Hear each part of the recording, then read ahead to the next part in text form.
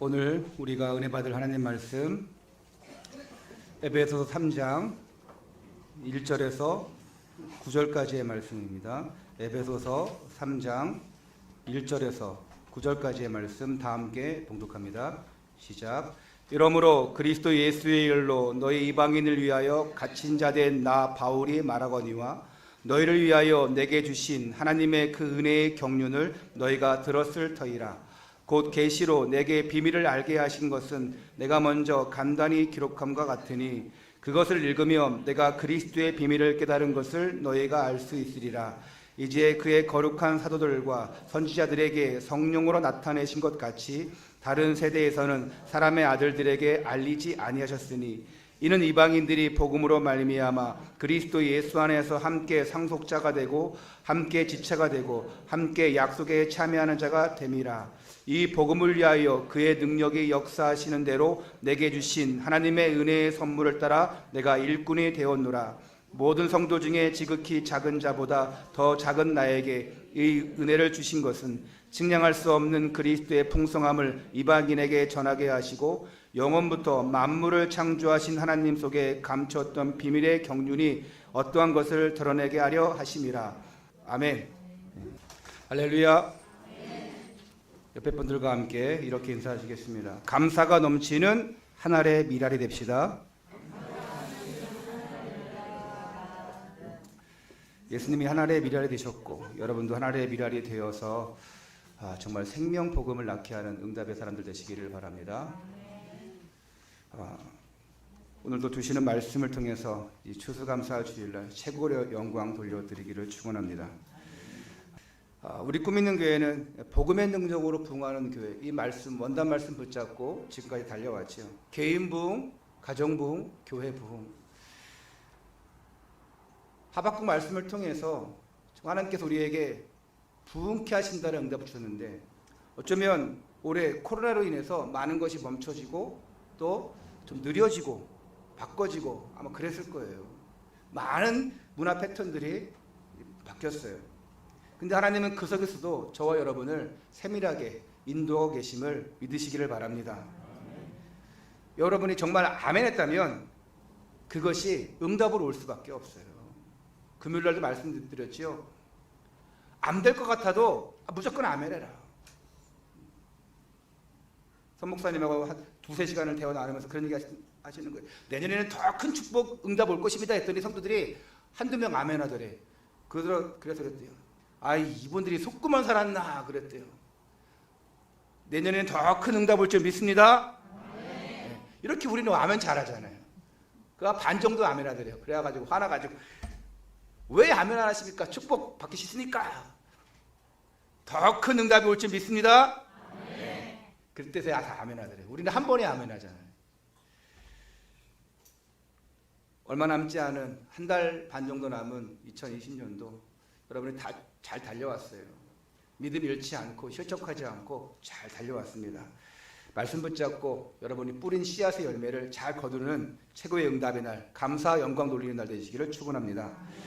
오늘은 추수감사주일이죠. 초막절이라고 합니다. 우리 지난주 요한복음 7장 1절부터 9절까지 말씀 보면서 초막절이 이르렀을 때에 예수님이 예루살렘 지역으로 가셨습니다. 오늘 초막절입니다. 또 우리가 수장절이라고도 하고 우리가 또 흔히 추수감사절 이렇게 얘기합니다.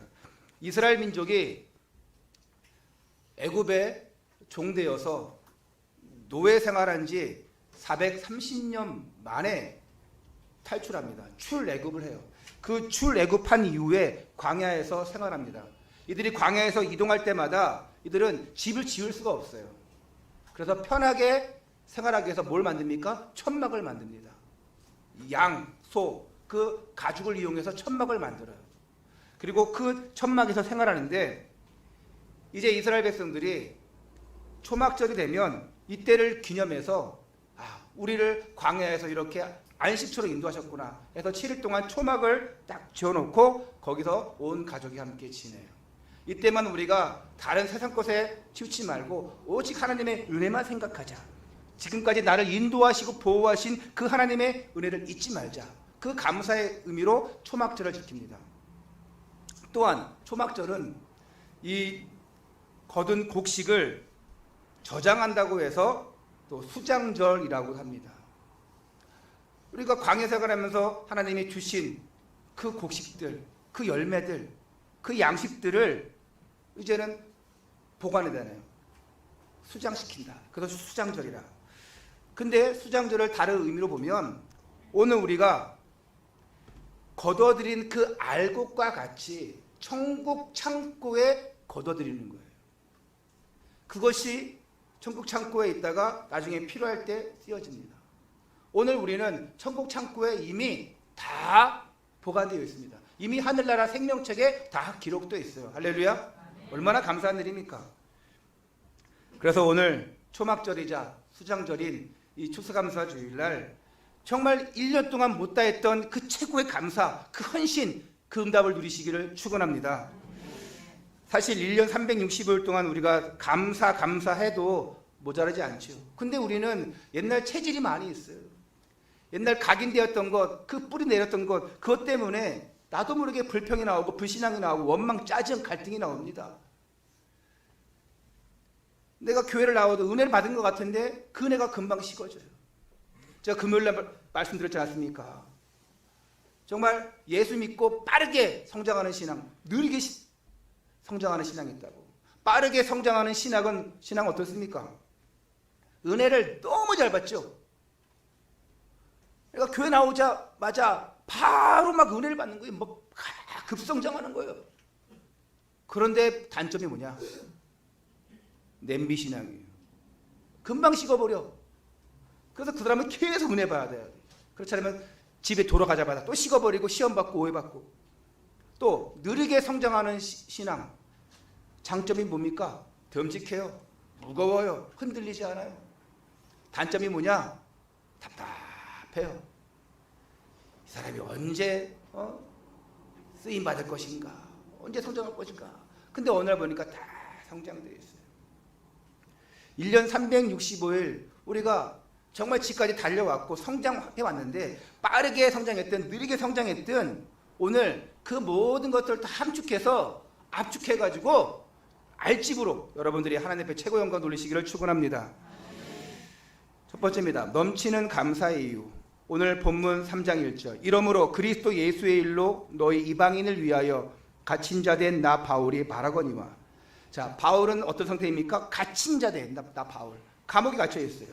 근데 이것은 세상적인 죄 때문인 것이 아니라 하나님을 믿지 않는 이방인들, 유대인들에게 예수 그리스도의 복음을 전했다는 이유만으로 감옥에 갇힌 것입니다. 그런데 바울은 이런 상황 속에서도 불평하지 않았어요. 불만의 모습을 보이지 않았습니다. 우리랑 정반대의 모습이죠. 아니, 바울이 예수님입니까? 그러지 않아요. 우리와 같은 성적이 같은 사람입니다. 오히려 불평할 게 더 많은 사람이에요. 내가 옛날에 잘 나갔던 사람인데 예수 믿고 왜 이랬을까? 또 내가 예수 전하는데 이 복음 전하는데 왜 나를 때리고 죽이려고 하고 잡아가두려고 하고 불평, 원망 많은 사람이에요. 오죽하면 어라 나는 공고한 사람이로다 하면서 자기 자신을 좀 많이 힘들다 그랬어요. 나는 약한 사람이다 그랬습니다. 그럼에도 불구하고 불평하지 않더라고요. 오늘 본문 말씀을 통해서 감사만 넘쳤어요. 오늘 그리고 이 바울이 쓴 서신서들 보면 다 감사 고백이에요. 데살로니가전서 보십시오. 5장 16절 18절. 항상 기뻐하라. 쉬지 말고 기도하라. 범사에 감사하라. 다 감사 고백이에요. 2절부터 4절 내용 보면 너희를 위하여 내게 주신 하나님의 그 은혜의 경륜을 너희가 들었을 터이라. 곧 계시로 내게 비밀을 알게 하신 것은 내가 먼저 간단히 기록함과 같으니 그것을 읽으면 내가 그리스도의 비밀을 깨달은 것을 너희가 알 수 있으리라. 바울이 감사했던 근본 이유가 뭐냐? 하나님의 은혜로 그리스도의 비밀을 깨닫게 된 것이라고 얘기하고 있습니다. 여러분, 그리스도의 비밀, 복음의 비밀을 깨닫는 것은 하나님의 은혜예요. 은혜가 없으면 안 됩니다. 내가 막 깨닫고자 안 됩니다. 저 지리산 가서 계룡산 가서 5년 10년 도 닦아서 깨달으면 좋겠죠. 그렇게 해서 깨달아지는 게 아니에요. 절에 가서 100번 108번 절하고 1000번 절하고 그래서 무릎이 다 깨질 정도로 해서 깨달으면 좋겠죠. 그런 행위로 되는 것이 아닙니다. 모든 것은 하나님의 은혜로다. 예수 그리스도의 비밀을 깨달았다. 이것은 뭡니까? 창세기 3장의 저주 문제를 완벽히 해결되는 그 이유를 알았다. 그리고 그 해결되는 그 비밀을 가지고 내가 이제 받아들이고 영접해서 하나님의 자녀가 되었다. 이것을 의미합니다. 그 복음을 깨달았다. 예수 그리스도 안에 모든 것이 다 있다. 그리스도 모든 문제 해결자, 이것을 깨달은 것이죠. 저와 여러분은 원래 어떤 인간입니까? 창세기 3장의 그 저주 사건으로 인해서 완전히 멸망받은, 하나님을 만날 수 없는 그런 저주받은 인생이에요. 오직하면 그런 찬양이 있겠습니까? 세상에서 방황할 때 이 벌레 같은 이 몸이라고 그렇게 찬양 가서 지은 사람이 있습니다. 찬송가 388장입니까? 몇 장입니까? 이 벌레 같은 하면서 우리 벌레라고 얘기해요. 감히 어떻게 그렇게 표현할 수 있겠습니까? 그만큼 그보다 못한 존재라고 얘기하고 있는 거예요. 그런 존재였던 나, 영원한 죽음, 영원한 그 지옥불에 들어갈 나를 예수 그리스도가 오셔서 대신 십자가에서 죽으시고 저주 운명 멸망 지옥 가운데서 우리를 해방시켰습니다. 그게 은혜 중에 은혜입니다. 이것을 깨달은 거예요. 요한복음 5장 24절에 사망에서 생명으로 옮겨니라 그랬습니다. 누구에게 해당됩니까? 요한복음 1장 12절 영접하는 자 곧 그 이름을 믿는 자들에게 해당되는 거예요. 그들에게 하나님의 자녀가 되는 권세를 주시는 것입니다. 할렐루야. 오늘 여러분은 한 분도 빠짐없이 예수 그리스도를 믿어서 하나님의 자녀가 되었습니다. 축하를 드립니다. 이것은 누구에게나 열려 있는 거예요. 누구에게나.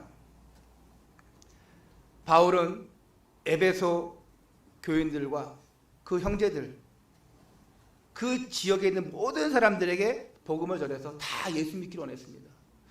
에베소 교회 안에 있는 성도들도 보면은 종교인이 있고 교인이 있고 신앙이 있어요. 그냥 종교처럼, 유대 종교처럼 다니는 사람, 그냥 소속되어 다니는 사람, 정말 예수가 그리스도 믿고 믿는 믿음의 신앙인이 있었습니다. 그 세 부류예요. 다 틀립니다. 이들이 정말 감사할 이유를 깨닫고 복음을 깨닫고 하나님의 자녀로서 승리했으면 좋겠다, 쓰임받았으면 좋겠다, 그런 마음이에요. 목사는 어떤 마음입니까? 여러분 한 분도 다 빠짐없이 종교인도 아니고 교인도 아니고 정말 믿음의 신앙이 되어서 영광 돌리고 하나님 앞에 제대로 쓰임받기를 원하는 겁니다. 그래서 잔소리도 하는 거예요. 그래서 했던 말 또 하는 것입니다. 우리 성도님들은 잘 모르겠지만 우리 아이들은 저한테 구박 많이 받아요. 우리 랩런트들 얘들 뭐 잔소리 많이 듣습니다. 그치 예람아? 듣기 싫을 정도예요. 예? 완준이 안 그래? 완준이 내가 얼마나 귀찮게 하는데요.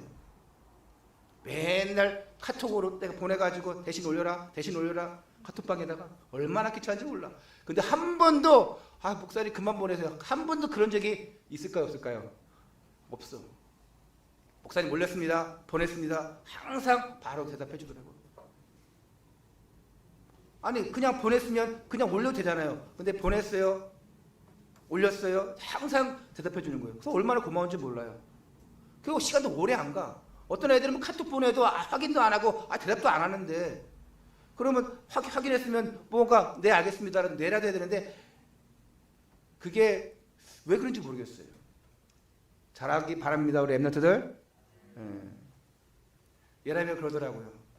목사님이 카톡이나 문자 오면 갑자기 놀랜대요.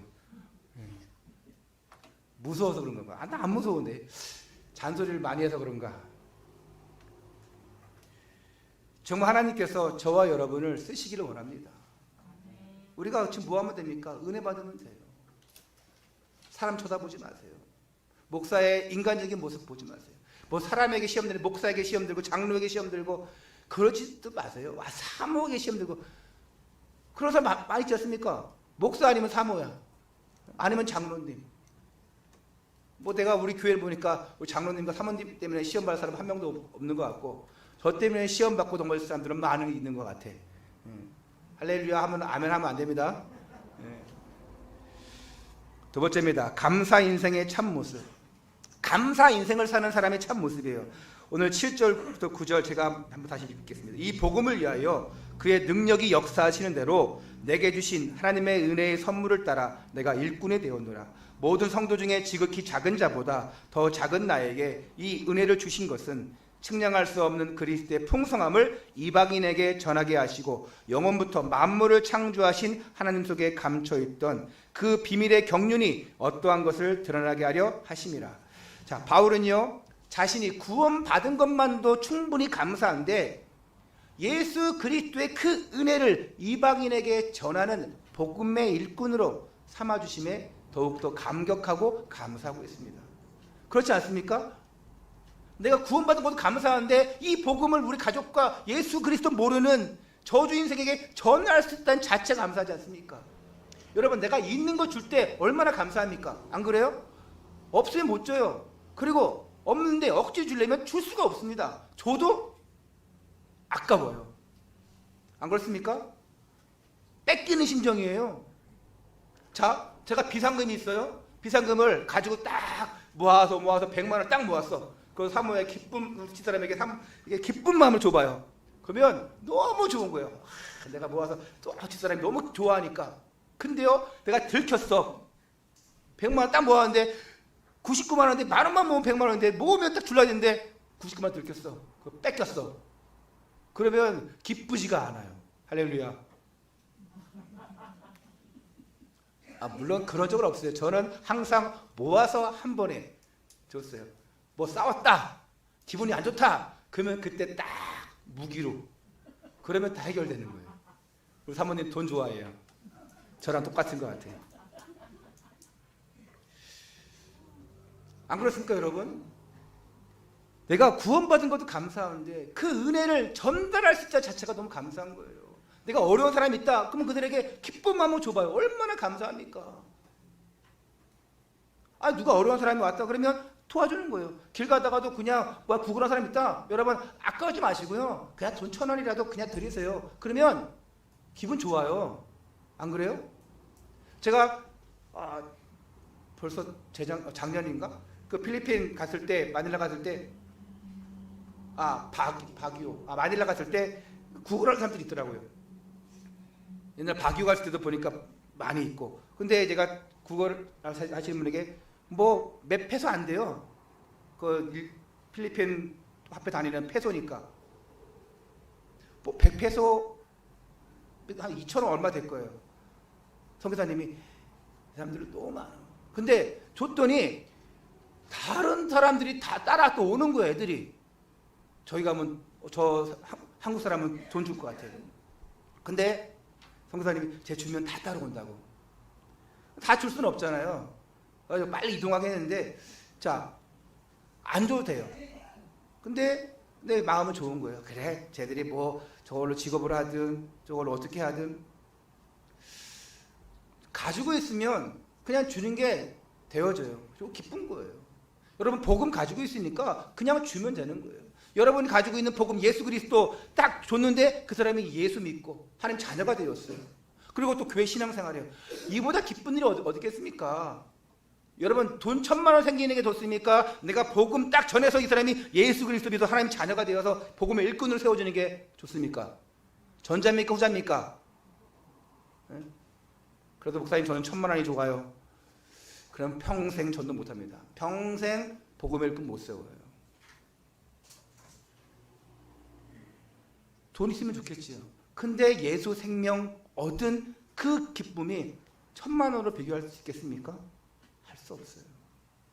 이거 경험해 본 사람들은요, 1,000만 원 필요 없어요. 예수 생명 전하고 하나님 자녀가 돼서 복음의 일꾼 세워지는 거, 저는 그거 원합니다. 경험해 본 사람은요, 당당하게 얘기합니다. 자신 있게 얘기합니다.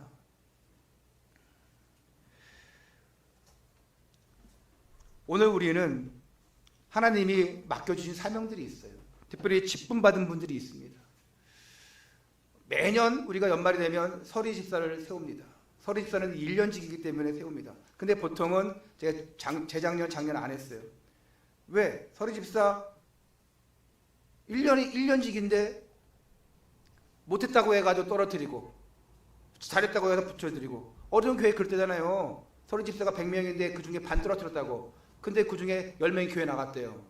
나를 서리 집사에서 떨어뜨려? 그러면 서리 집사에 바로 이제 그냥 만약에 뭐랄까요? 우리 박은영 집사는 그래야 되는데 그냥 박성도님 이렇게 돼야 되는 거예요. 그러니까 기분 나쁜 거예요.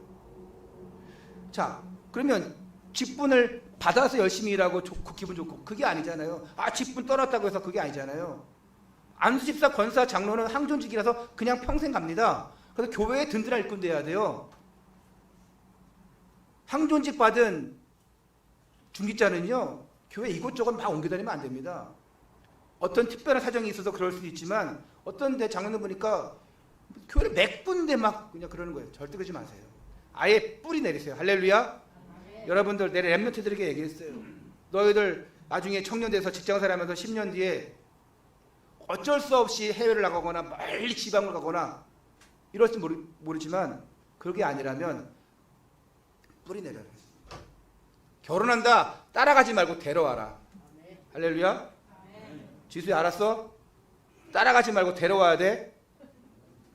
대답을 안 하는 거 보니까 심각한데.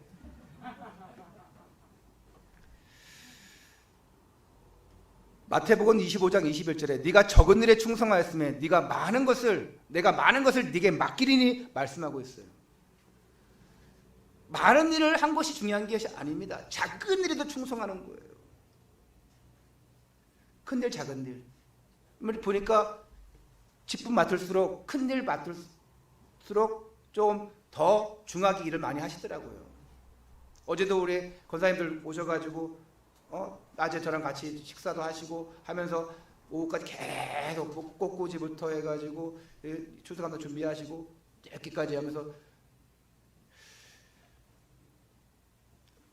여러분 모르잖아요. 보니까 이쁘구나 이럴 수도 있잖아요. 근데 뒤에서 보이지 않게 다 그런 수고하는 중직자 또 일꾼들의 손길들이 있는 거예요. 여전도에 얼마나 일 잘합니까? 여전도에 일 잘하는 건 뭡니까? 여전도는 회비 잘 내면 돼요. 일 제일 잘하는 겁니다. 할렐루야. 여전도 왜 아멘 안 하세요? 여전도에는 일 잘하는 거 회비 잘 내면 돼요. 할렐루야.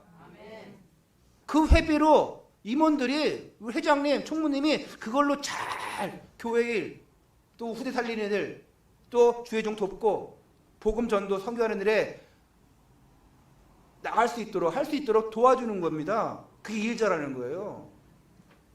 모이면 뭐합니까? 찬송 기도하는데 마지막은 돈 내야 돼요. 월회비. 그게 제일 잘하는 거예요. 남전도에서 그렇게 잘 하시기 바랍니다. 남전도회가 아멘을 안 하신 거 보니까 심각합니다.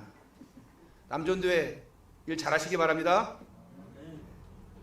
나는 직분이 없으니까 그렇게 생각하시는 분도 계실지 모르겠어요. 근데 착각입니다. 직분 받아놓고 제대로 안 할 바에는 직분 안 받고 복음의 일꾼으로 잘 섬기는 게 전도자의 삶을 사는 게 더 나아요. 또 여러분 직분 가진 분 중에서 목사님 저 내일부터 직분 내려놓게요. 네, 내가 못하니까 그러지 마시고 하나님이 다 이유가 있어요. 우리가 어떤 직분을 맡았든 어떤 사명을 맡았든 다 복음의 일꾼으로 부름받았다는 사실, 영적 정체성을 분명히 하시기를 축원합니다. 하나님께 대한 최고의 감사 표현은 바로 멸망길로 가고 있는 그 영혼들을 건져내어서 하나님께 인도해 내는 것, 이것이 최고 감사입니다. 최고의 은혜예요.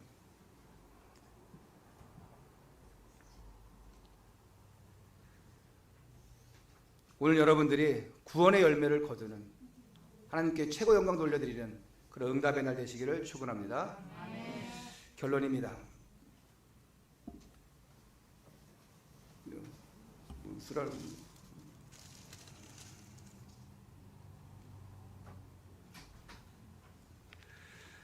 자, 골로새 2장 6절 7절 보니까 그러므로 너희가 그리스도 예수를 주로 받았으니 그 안에서 행하되 그 안에 뿌리를 박으며 셈을 받아 교훈을 받은 대로 믿음에 굳게 서서 감사함을 넘치게 하라. 자, 신앙생활을 어떻게 해야 되는지, 이거 빼래요. 신앙생활을 어떻게 해야 되는지 아주 잘 정리해주고 있어요. 그리스도 예수를 주로 받았기 때문에 그 안에서 행하라. 그 안에서 뿌리를 박아라. 교훈을 받아라. 믿음에 굳게 서라. 감사함이 넘치게 하라. 야, 신앙생활하면서 너무 필요한 건 아니겠습니까? 그러니까 예수 그리스도를 내가 성령으로 모셨기 때문에 이제 제2의 인생이 되었기 때문에 하나님 자녀로 적극적으로 해야 될 것이 뭐냐? 이제 복음의 뿌리를 내리고 믿음에 굳게 서서 감사함이 넘치는 삶. 이게 하나님 자녀가 해야 될 것입니다. 항상 기뻐하라. 쉬지 말고 기도하라. 범사에 감사하라. 믿음에 굳게 서서 감사함이 넘치게 하라. 이런 감사가 생활화, 체질화 되시기를 축원합니다. 특별히 오늘은 성례식을 거행하는 날입니다. 1년에 2번 우리가 부활절 주간에 또 추수감사절 주간에 성례식을 거행하는데 성례식에는 세례식과 성찬식이 있습니다. 먼저 세례식을 하고 성찬식을 하지요. 세례식은 뭡니까? 우리 세례를 받는 분들 세례 교육도 했고 문답도 했고 우리 송동호 성도님 같은 경우는 너무 잘하셔가지고 내가 놀랄 정도였다니까요. 연세가 78세인데 거의 다 외웠다니까요. 세례는 씻는다는 것입니다. 뭘 씻습니까? 죄를 씻는 거예요. 하지만 세례를 받는다고 해서 내가 그런 모든 그 죄 바로 그냥 씻어지는 것이 아니라 예수 그리스도의 십자가 그 부활 그것을 믿는 거예요. 영접하는 순간 하나님의 자녀가 되었고 그 사실이 인정되어진 것인데 세례를 왜 받냐? 세례를 받음으로 인해서 내가 하나님 앞에 또 성도 앞에 보여주는 거예요. 공식적으로 나는 예수 그리스도를 믿은 하나님의 자녀가 되었습니다. 나는 구원받았습니다. 나는 꿈 있는 교회 이제 세례 교인입니다. 이렇게 보여주는 거 인정받는 거예요. 공식적으로 하는 예식입니다. 그래서 오늘 우리 송동 성도님과 마윤 성도님 이제 세례를 받는데 정말 감사하셔야 돼요. 세례가 얼마나 기쁜 일입니까? 그래서 웬만하면 세례 우리가 만 12세 아니면 만 13세 때 이렇게 받게 하는데 뭐 의미 모르고 받을 수 있어요. 차라리 모르면 훨씬 지난 다음에 우리 송동 성도님이 한 3번인가 2번인가 3번인가 거절했다니까요. 아이 난 아니요 안 받아도 돼. 아직은 아니요. 다 거절한 이유가 있는 거 보니까 한 번에 확실히 진짜 인정되어지고 확실해질 때 그때 받으려고. 그러니까 확실히 준비하시잖아요. 세례 대상자가 우리 광희하고 동현이도 세례 대상자예요. 이들이 만 12세 지났으니까.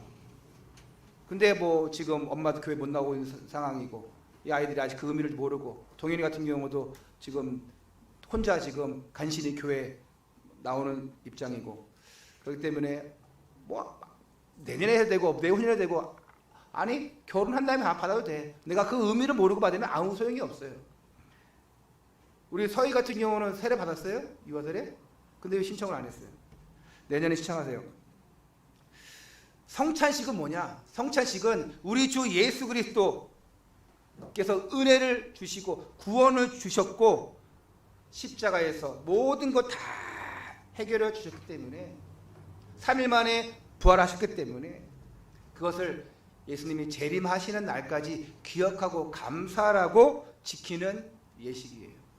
그래서 나의 죄를 씻어준 것에 감사할 뿐만 아니라 감사함으로 믿음을 지키고 또한 그 성찬을 나누면서 예수 그리스도 오실 때를 기다리는 것, 그 은혜를 생각하면서 기다리는 것, 그것이 바로 성찬식입니다. 오늘 세례와 성찬 예식에 참여할 때 하나님이 주시는 귀한 은혜를 체험하시고 또 감사로 영광 돌리는 날 되시기를 축원합니다. 기도하겠습니다. 하나님께 감사를 드립니다. 오늘도 구원의 감격 속에서 죄사함의 감격 속에서 완전 해방과 자유 속에 최고의 감사 영광 돌리게 하시니 감사를 드립니다. 오늘 주의 언약의 백성들을 부르셨사오니 예배드리는 신령마다 모든 축복의 응답의 문이 열려지게 하여 주옵소서. 그리하여 매일 매주 새롭게 감사가 넘치는 날이 되게 하여 주옵소서. 예배 중 거행되는 성례식 가운데도 성령으로 역사하여 주옵소서. 주 예수 그리스도 이름을 감사하며 기도하옵나이다. 아멘.